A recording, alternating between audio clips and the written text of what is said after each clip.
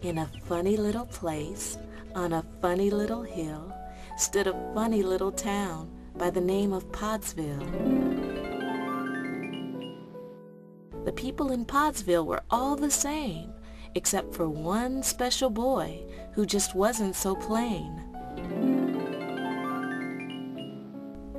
And that's Petey. This is a story about Podsville Petey. His feet grew so big while everyone else's stayed teeny weeny.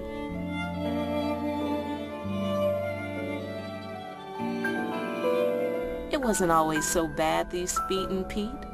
He could remember a time when his feet were neat. But when he turned 2, his feet grew and grew through his socks and over his shoes. It was a terrible 2. Over the years, he'd prefer it were his ears, but instead it's his toes that grows and grows.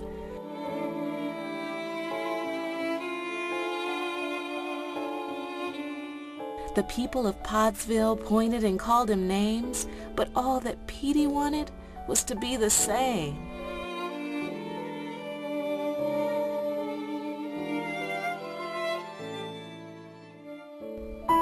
Then he met Mimi. Smitten was Petey with Mimi. She wore a pink cap with a flower so pretty. He said to himself, "I'll offer her a rose." But all he could think of was the size of his toes. Poor Petey.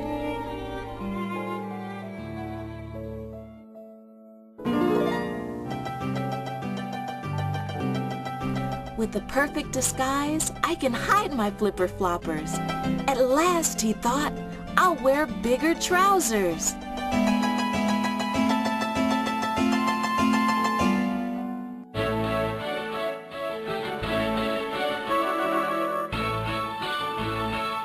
Happy was Petey, a new day had come. He had new friends and was having lots of fun.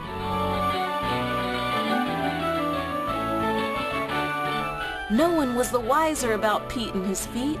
Only Mimi remembered how Pete was so sweet. Then one day, during a game of football, the rain poured down and drew up Petey's overalls. He tried to hide his toes under his soles, but when the ball came toward him, here it comes, there it goes! Score! 1-1. One more goal and they're done. All the children laughed at the sight they saw, long piggly wigglies attached to his paws. Embarrassed of his flippers, he looked for a new disguise. But with no success, he just wanted to hide. But the ball was on its way to the other corner of his goal. With only 5 seconds left, he must choose winning or let it go.